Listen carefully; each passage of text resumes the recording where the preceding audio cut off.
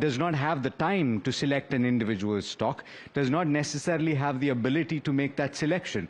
And they have, over the course of last 5 years in particular, increasingly depended on a cohort of companies that have been doing it on their behalf, and very successfully so.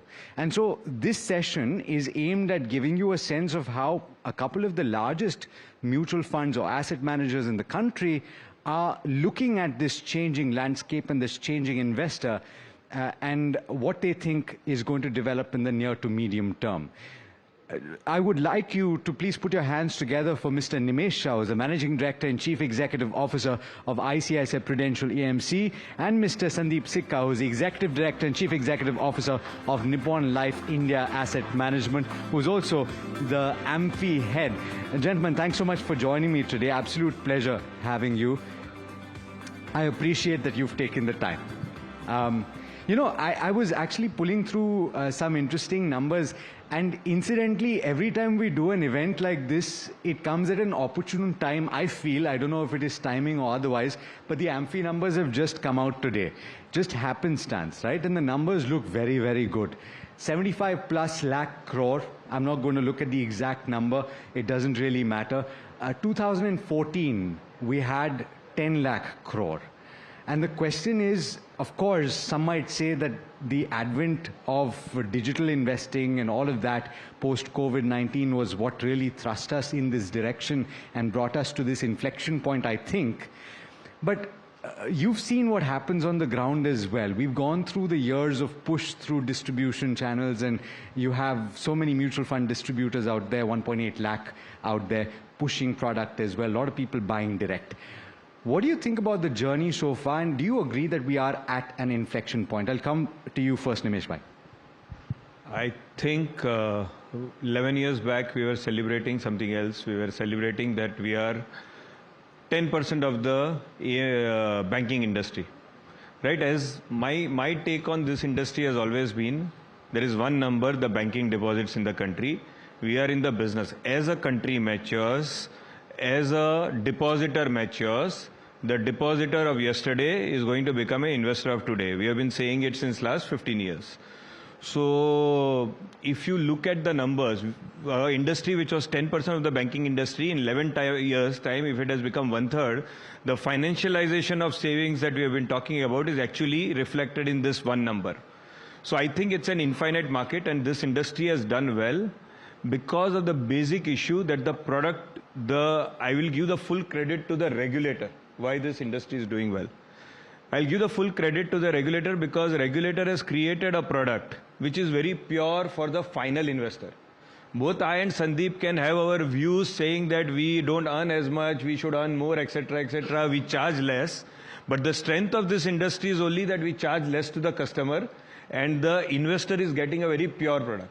And that telescopic pricing, that as you become bigger, you charge lesser. I believe the lesser we charge, the more sustainable the business is because we charge less. The strength of this industry is that the regulator has created a pure product which charges very less to the investor. And since it charges less to the investor, the probability of it beating the benchmark is high. And since it is beating the benchmark and it is good for the investor, it is growing. And you have a set of happy customers. Today, why are we doing well? From 1 crore customers, we have reached 5.5 crore customers as an industry. Why has that happened? That has happened because they have got good experience. Most of our investors have got good experience by investing in mutual funds. Yeah. So the product is good. There are people who are happy with the product. So what else do you want for an industry to grow? Yeah, and some of the measures that you've taken over the years as an industry body as well, AMFI, has worked wonders, right? Everybody knows about the campaign Mutual Fund Sahi Hai, and that I think was the trigger for you to really penetrate deep because practically everyone was talking about, have you heard about mutual funds? Or are you doing mutual funds? But having said that, Nimesh bhai talked about a number, 5.5 crore. There are so many parallels that are drawn. How many people were using these applications that allowed you to pick a team and make money, for example, right? And that was multiples of this. Therefore, I'm asking, as an industry, do you think that you've just scratched the surface? What is the potential in the near to medium term? And as an industry, what do you think you guys need to do further beyond mutual funds? No, again, first let me thank you for having us. And I think you said whenever you do this event, there's some milestone is achieved, I think while you talked about the AUM, industry AUM number, let me, see it a little differently since you've named this thing and mere paas SIP hai.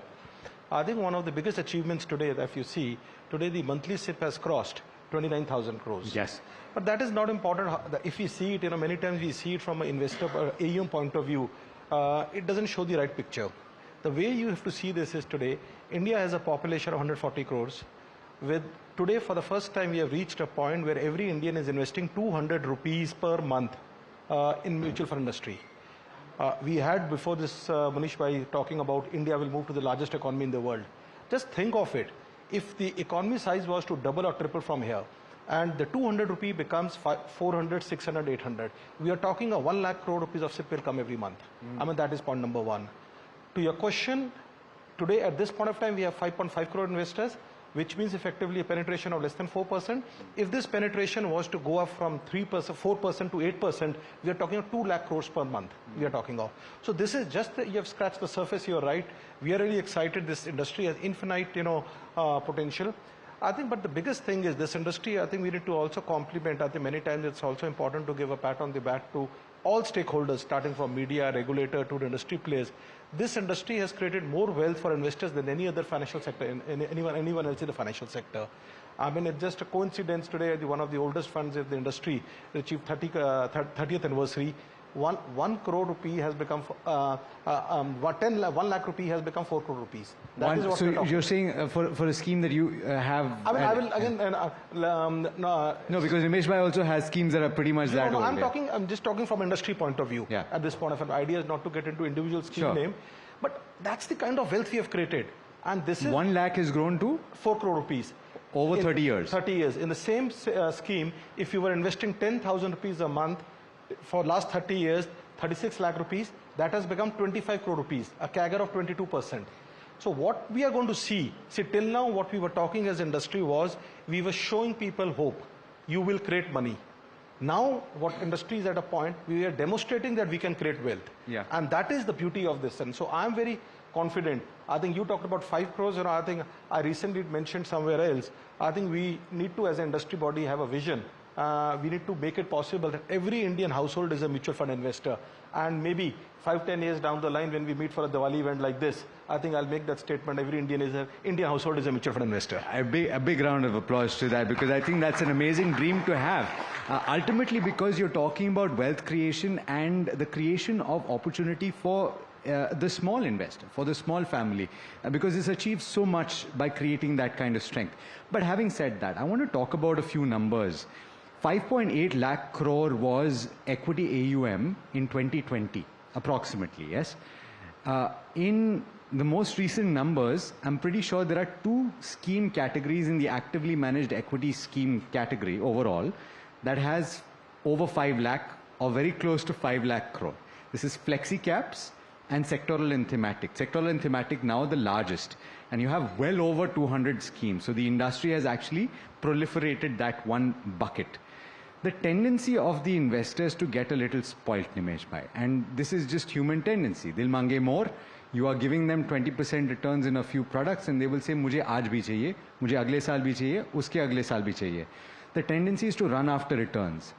Do you think that from an industry standpoint, if you're talking about the size that has been achieved, and a few mutual fund houses have proactively stopped inflows into a few schemes where they said this is not sustainable, do you think more needs to be done in a few categories? Sectoral and thematic, for example, where it's highly concentrated, a lot of money is flowed into these categories. See, if you see any communication, more or less the fund managers are trying to say that be conservative. Yes. Right? Any communication anywhere, we always try to say that be careful before investing. There should be some amount of skepticism before you invest. Yes. But we would like, as investment houses, we would like customer to ask 10 questions and then come in. But the fact of the matter is, so because in investments, if you are counter-cyclical, normally you make very good returns, right? Counter-cyclical people make a lot of returns.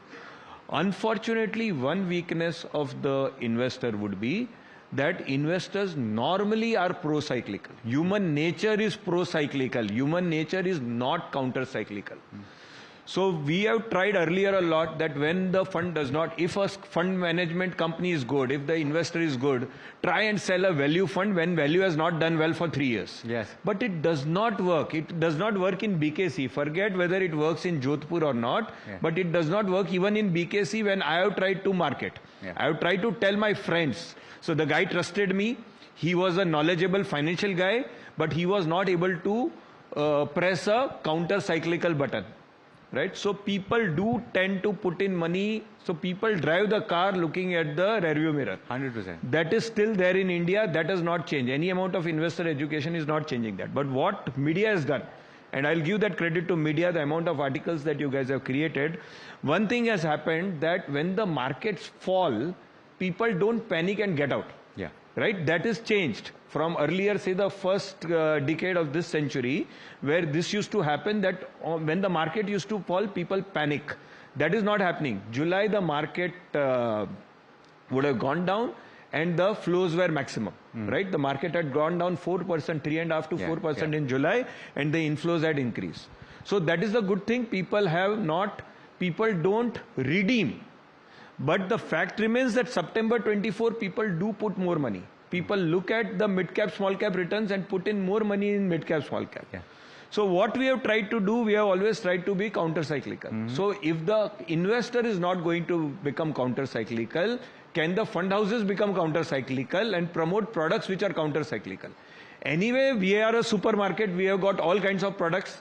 But essentially, when we go out, we need to have all thematic funds, right? But we don't go out and market a thematic fund. Sure. Because we would market a diversified fund, we would market a counter-cyclical fund like a balance advantage category or a multi-asset category that is for the mass market, right? If people are knowledgeable and they want to take a sector call, they can come to and select whichever product. Yeah. So normally fund houses would want to, because see, it is in our interest. See, what has SEBI done beautifully? It has aligned the investors' interests, distributors' interests and customer interests. All of us will make money if the investor remains for a long period of time. The investor will make money, the distributor will make money, so there is no upfront payments. Yeah. There are only, so the product is beautiful, alignment of interest is done. So more or less people try and sell, the distributor also has to meet the investor after 3 to 5 years. I also want to protect my brand. The customer should not lose on my name. Yeah. Right? If he makes less money, it's okay. Yeah. Right? Because the Indian customer, I again said, 230 lakh crores sitting in bank deposits. Right? So that money, he is very happy with 7% return. So if I give in a risk-adjusted return, even the nominal growth of the country, which the stock markets can give, then the customer should be happy. Yeah. So why do adventurous things? Yeah. Right? No, that's a fair point. That's a fair point. And actually, it brings me to my next question, which is, and interestingly, I've made this statement before. I was having a conversation with a good friend of ours, and you talked about your friend. But she was, sometime last year, when you had 20 plus IRRs over the or returns over the course of 4 years post COVID-19, saying that I'm at 18%.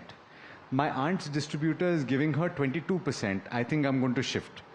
And I said, Baba, wait, because first you'll book capital gains and then you'll move to something else or you'll make increment. It's not necessarily the best thing. What role do you think the distribution community and the investment advisory community has to have with regard to giving the right kind of advice? Because what Nimesh Bhai was alluding to is that there are increasing conversations about saying, I want to keep my customer with me, so I need to give them better advice that will keep them with me for the long term, because trail commissions have also changed.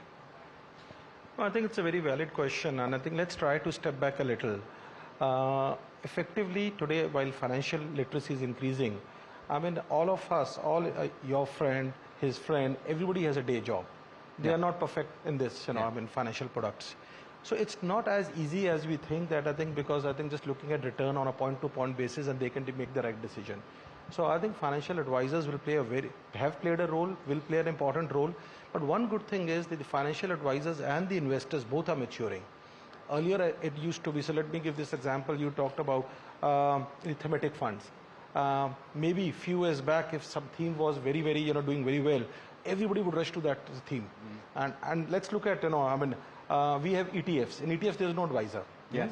Now, coincidentally, the data that has come today, last month gold inflows were 2,000, and this month gold inflows 8,000 8,000 crores. Yeah. That tells you what happens when I think everyone is going on in direct without an advisor, because that has come in ETFs. The second point I want to highlight is it's also important to understand, and I agree with Nimesh, because as asset management companies, we'll keep launching our products, but it is also our duty that we'll have to be very cautious of what time we are launching products or what time we are pushing our products, because they will be, again, let me go back last year, or 2 years back, we saw, example, I'm just trying to go back to the question you asked the earlier panelist about defense. You saw the defense theme was doing well. I think the market cap of the sector went up by 10 times in a period of 18 to 24 months. And you saw a plethora of funds coming. Now, I think this is where I think as an industry also we'll have to take the responsibility of not launching products when the investor is already swayed away towards a particular thing. So it's a mix of both things. Investors will have to play a role, advisors will have to play a role, and as an industry, we will also have to play a role to ensure, that the investors don't get carried away. Okay, you want to make a point? See, the distributors are the most responsible people. I'll tell you why. Because we are sitting in Bombay, we manufacture a product. I always feel that the person who's meeting the final customer is the distributor. So he is extremely worried because after 3 years of giving that product, he is going to face the customer. His business is depend on whether the customer made money or not. Suppose the market falls 10%. I'll be very happy to say that I fell only 6%, correct? Because I have outperformed the market. There are various ways of making money. Either you make money on the upside or you make money on the downside. There is a 4% alpha. I am a relative return giver. So I can sit and intellectualize in Bombay. But the distributor has to face the customer at the ground level saying that your portfolio is down 6%. So it is his brand that we are protecting, right? So according to me, the distribution community is very, very responsible because they are conscious of the fact. Again, the regulator has created a model where everybody earns on trail, right? Nobody earns upfront. So he also wants the assets to be long term. He has to face the customer 3 hours and he is going to directly face. Okay.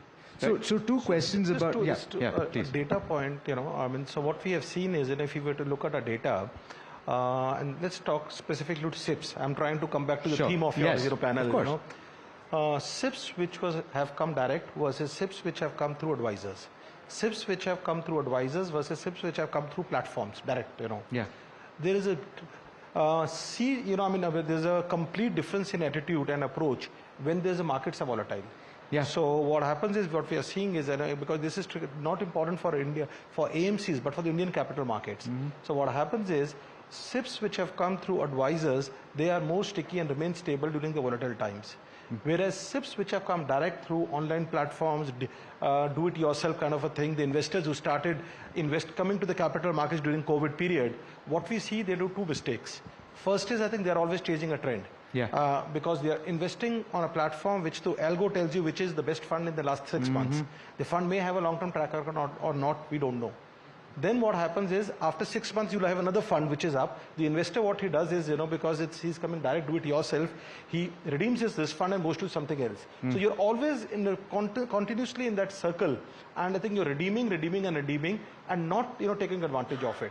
And the fund that you talked about earlier, I think the fund that I talked about, 30-year experience, I'll give you a very interesting data point which will make you feel happy and sad. We talked about the AUM, which made everyone happy, the return of CAGR, whatever we talked about.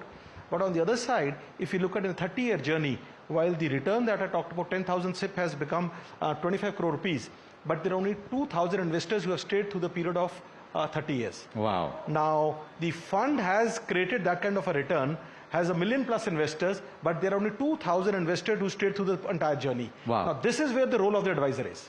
This is where, and also events like this, hopefully, where people learn about the immense value of holding for the long term. I do have a question about the landscape. You want to make before a point that, on SIPs, right, and the distributor, right? The distributor, mostly the responsible distributors today only do goal-based SIP. And this is a live example. One of the big distributors in Delhi, I met him. They do only goal-based SIP, and they've got 300 RM sitting over there. So when a customer says, and every SIP is with a goal. It is either my daughter's education SIP, my son's marriage SIP, my retirement SIP, etc., etc. When a guy asks for redemption, it is scripted for the relationship manager When a guy asks for redemption, he's asked, sir, kahan se nikalu? Do I remove from your retirement plan or do I remove from your son's education? Invariably, the redemption stops. Right? So the distributors have become, if you see the behaviorally of the SIPs, as Sundeep pointed out, the distributor-backed SIPs are much more because there is a knowledgeable person sitting in between. So you've spoken about the experience at the ground level for these distributors, and I think you have insight on that. So I would encourage you to give our audience some flavor of that, because we don't often speak about these technical details of the mutual fund industry. I'm sure some of my audience is aware. But you're talking about B30, beyond 30 cities, as it's called by the industry. And the regulator, again, you give credit at the start. I think you can give credit again. It is incentivizing the mutual fund industry to go out and sell in these B30 cities. It's going out and incentivizing, saying that you can, AMFI as a body is facilitating that, to say that you should go and sell to first-time women investors. But I just want you to give us a sense of what the experience currently in 2025 is in the much smaller towns and cities, because frankly the contribution from these cities is much, much more than it was even 1 year or 2 years back. Talk about some numbers here. No, it's very interesting. B30 was introduced in 2012. Then from my point of view, the relevance of B30 is over, because today as industry, we are working in B300. Okay. As recently as industry, we opened our first branch in Leh. Wow. Now it's gone to that level that I think today in Leh you have only 8,000 investors, but the branch is being opened. So that tells you industry itself, and I think we need to give credit to all the industry players, some of the industry players, Nimesh firm, our firm, and some of the other colleagues, who've been there for so many years and having 200, 300 branches. We know as a matter of fact, initially you will not get business. We know as a matter of fact, initially these branches may be in losses for some point of time. But the point, the way we see it is, the entire story of India story, when you are, all the panelists who come to your channel every time, they talk of the India story is happening basically in the smaller cities. You say bikes are being sold there, the Colgates are being sold there, the Cokes are being sold there, everything is happening there. If the wealth is getting generated there, the biggest beneficiary of that is going to be the mutual fund industry. But we need to have patience.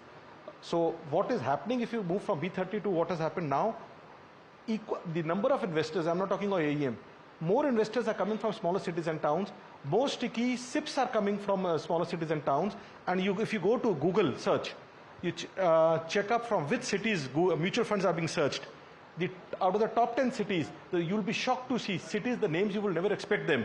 For example? No, could be smaller cities, could be in Bihar, could be UP.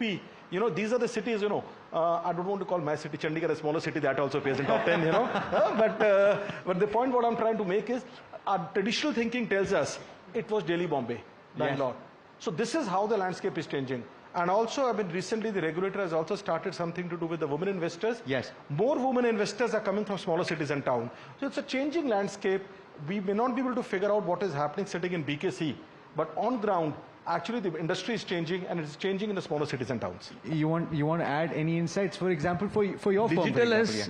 Digital has changed everything. The availability of the products in the smaller towns, whether there are distributors in smaller towns or not, money is coming from everywhere digitally. Everybody is equal. So I don't see it as B30, T30. I won't know the difference also. Wherever there are bank deposits, open a branch. Okay. So let me ask you this then. A lot of headlines were devoted to the micro SIP and the potential that it has. Since we're talking about SIPs and we keep coming back to that topic, do you think that this could be a game changer? Do you think it's required? Only asking because I'm just wondering, and you may be having the insight to this, what per SIP value would be. There are people that can afford more than 500. I'm just saying, it requires awareness. You don't necessarily have the ability to spend 250 and not more than that. You can spend 500. Today, digitally, it does not matter whether, once upon a time, we used to tell there was so much paperwork involved that we would say that 100 rupees SIP, we had in 2007 also 100 rupees SIP. But 100 rupees SIP was, we were talking whether it is worthwhile or not, right? So when I joined the ICICI Prudential, there was a 100 rupees SIP in ICICI Prudential, even in 2007. So, issue is that with digital, it does not matter, right? At that time, I used to see 1,200, I make 12 rupees a year. And how much do I spend on the paperwork? I remember Sundeep raising up the issue that we are selling an annual report which nobody reads, etc. The regulator has again made everything so digital that today I don't mind taking 1200 rupees. I used to have an issue in 2007 that is a loss-making proposition. In 2007, collecting 100 rupees was a loss-making proposition. Today it is okay because everything is digital. So whatever is coming is okay. Let me, let's see it a little differently. The SIP which has two choti SIP, 250 SIP, it's not from the value point of view. I think what the regulator is trying to do is basically trying to break that mental mindset that mutual funds are not for elite. Mutual funds are not for bigger cities and towns. That's the way you should see it. So today the average size of the industry... So it's not about affordability. It's not about affordability. So let's take it, I think, as Nimesh mentioned, we've been having, SIPs at 100 rupees, 500 rupees. But today, the average SIP size for the industry, and let's take it as an average, is about 2,500, almost 3,000. So it is not that people stick to the minimum number. It is a sachetization of, SIPs where what you're trying to say is, just, pehli baar aa to jao usme. That is the key thing. And once you are into it, and the beauty is, the biggest addiction in life is wealth craze. Once you create wealth through any product, you get hooked to it. And there cannot be better product than mutual funds for that. Yeah, and they say the first crore is a milestone that you should reach, and then the consolidation and the growth that you have beyond that is amazing. Since we're talking about elite products, or we're talking about the mutual fund industry, the new product everyone's talking about is SIF. And the question that I have is, and you can both talk about it and tell me what you think. Is there not enough in the mutual fund industry currently that requires a SIP? I'm asking a question from the other side of the table. I know the answer, but I'm just asking.